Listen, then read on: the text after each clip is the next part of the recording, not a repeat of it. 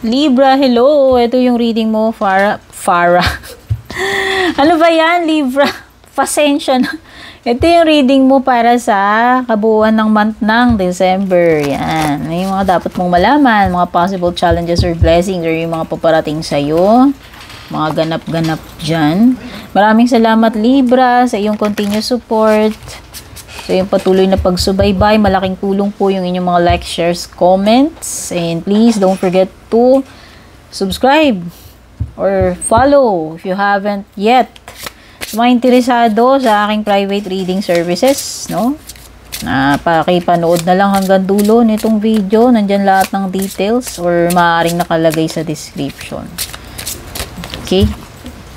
Kuha tayo ng isang card para sa planet, para sa zodiac sign, and para sa house.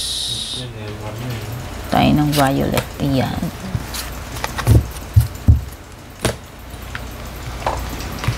Okay, house, planet, and zodiac sign. Tingnan na muna natin yung house card mo. Fifth house. Fifth house is where you have fun, romance, and create things you are proud of. This is about creation. Libra. Oh, it could be na you are in a creative energy. Or siguro may mga bagay kang magagawa or marami kang magagawa.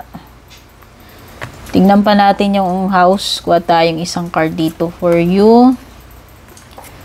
Wealth, oh.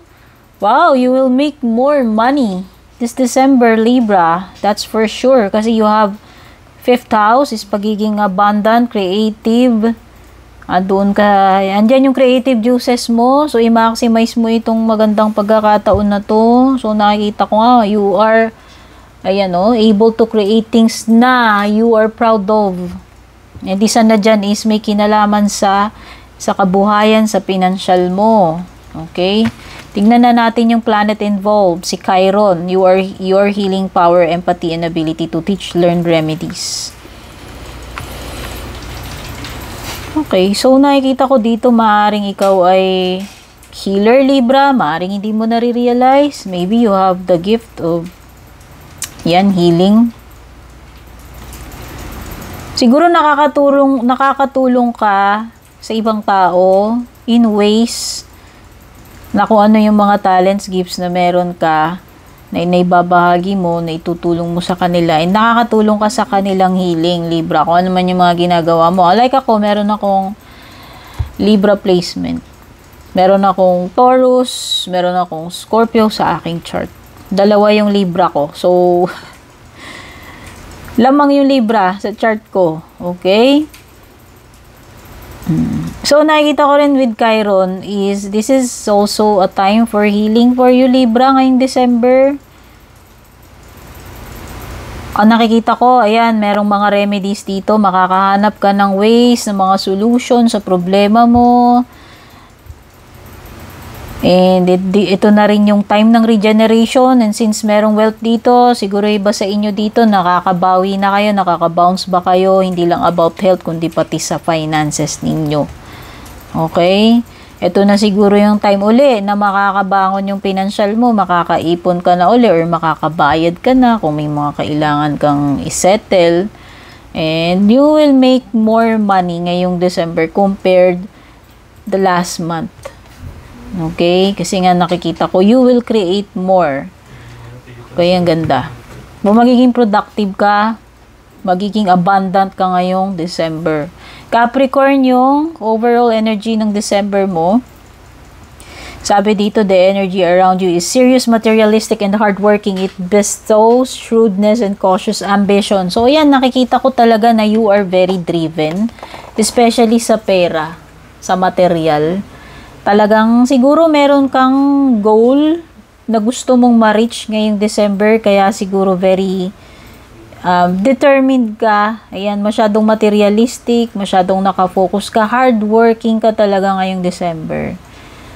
Para dito sa iyong ambition, todo-todo ka. To the max ka talaga. Nakikita ko naman na yan, no? Muulan ng coins dito. So, ibig sabihin lang yan, aanihin mo to ngayong December, Libra, kasi deserve mo yan. Dahil ikaw talaga ay nagsipag. No? Tinutukan mo talaga yan. Sabi dito, ayan, magiging hardworking ka at magki-create ka ng magki-create. Kaya nga siguro maraming kadatungan dito. So, ayan, deserve mo yan. Libra. Congratulations sa iyo. Kuha pa tayo ng isa dito. Diba? Okay naman yun, at least kung tayo ay nag-effort, nagsipag tayo, dapat lang naman na anihin natin yun. Kasi ang sagwa naman na, diba? Nagpakahirap ka dun, pinagpawisan mo, tas wala kang nakuha. O at least sa'yo, ito, may sinasabi yung cards mo dyan. Diba? O, entrepreneur na naman. Be on the lookout. O, exciting o business opportunities to unfold. So, ayan. Para dun sa mga merong interest sa pagnenegosyo.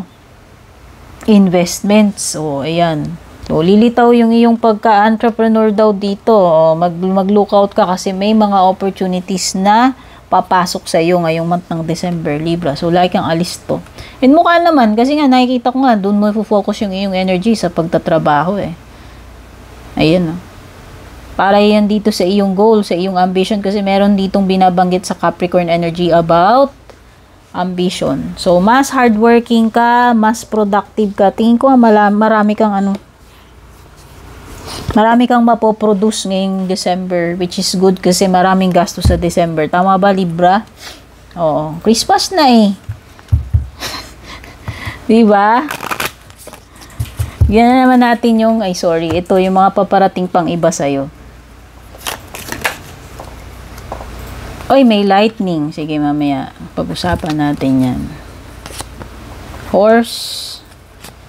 And boot. Ayan. Definitely talaga mag-i-increase kayo ng iyong efforts kahit hindi na sabihin ng boot card. Pero this shows na ito ay confirmation dito sa iyong Capricorn card kasi sinasabi dito, increase your efforts if you want to achieve your goals. Yan, ito yung mga ambition goals mo for this month. Most likely ma-achieve mo yan, Libra. Ayan. May showering ng coins dito kasi nga seryoso ka, materialistic ka, and hardworking. Yun yung meron ka eh. Yun yung energy mo eh.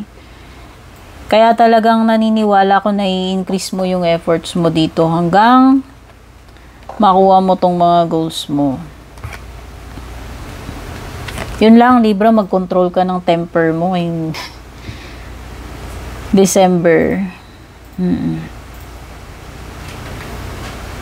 Baka daw maging sorry ka pag hindi ka nag-control ng iyong anger. So, yun lang naman yung warning sa'yo.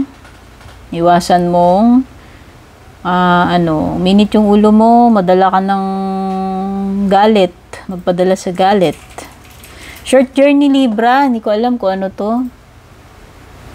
Baka meron kang something na pagdadaanan. Maiksing period lang naman yan, ayan. Or baka literal na meron ka talagang biyahe, short journey. O baka may lakad. Saan man ito.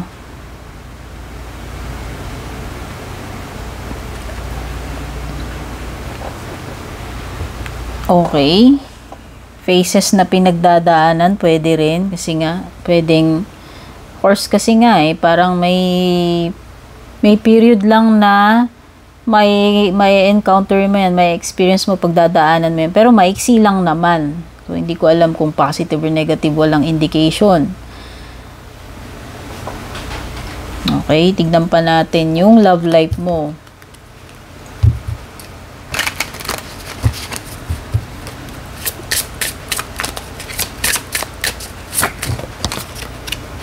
Wow! Mutuality. Pagdating sa iyong love life. Ngayong December. Commitment. Ang ganda rin. Isa pa. Tingnan natin kung magiging maganda yung third card. Ay! Yun lang. Conflict. Okay, maaaring iba sa inyo, you are in a commitment. Ngayong December or pagpasok sa commitment. Yung iba. Pero pwede rin nagkakaroon kayo ng conflict eh. Kasi may conflict na lumilitaw dito. Okay? At saka parang may mga mutual feelings dito. Whether mutual yung conflict ninyo, bawa kayong dalawa, may problema kayo sa isa't isa. Sorry Libra, tumigil yung camera ko na naman habang nagdadaldal ako. So, ayan, pwedeng yung iba dito, mutual, basta parang mayroon something dito na pareho kayong nagkakaintindihan or pareho kayo nang nararamdaman about an issue or a situation. O, pwedeng iba, o pareho kayong willing mag-commit since merong mutuality, may commitment, pero pwedeng yung iba nagkakaroon naman ng conflict. Okay? Pero it could be related itong conflict mo dito sa horse kasi parang may something na pagdadaanan ka, diba? Pero sabi ko, this is something na temporary lang, hindi siyang pang matagalan. Kung ano man conflict yan, yun nakikita ko. Kasi nga, meron naman kayong commitment sa isa't isa eh. Okay? Kaya kung ano man itong problema ninyo, conflict na meron kayo, nitong jowa mo, asawa mo, kakonect mo, eh, feeling ko lang hindi naman magtatagal yan. So, yung mas matimbang pa rin yung commitment ninyo. Okay? And importante dito, you are on the same page, no? Mutual yung feelings. Ibig sabihin pareho kayong committed. Pareho yung nararamdaman niyo sa isa't isa. Okay? Tingnan pa natin yung ibang cards, tarot cards, anong mga mensahe meron.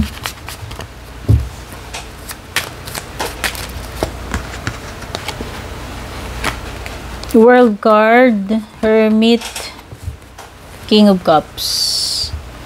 Okay, merong Capricorn energy kanina dyan. Dagdag mo na to. Pwedeng may Virgo. Pwede rin namang may Pisces dito. With the King of Cups. Okay, pwedeng yung iba dito. Merong change or improvement sa situation mo. Libra, kasi upright. Wheel of Fortune at the bottom of the deck. Okay. Pwedeng may mga delay dito sa mga tatapusin mo, Libra. Baliktad yung world card mo. Sabihin na natin. Baka hindi mo lahat matapos this December. Or hindi mo makompleto yung accomplishments na gusto mo. Kasi parang meron ka ditong very driven ka. Seryoso ka doon sa goal mo. Siguro hindi lahat. Hindi lahat makompleto mo. May mga matters dito na kailangan ng closure. Hindi pa tapos ang lahat ng bagay with the world card. Ayan. May unfinished business. Merong mga bagay na wala pang closure. So, sabihin na natin delay.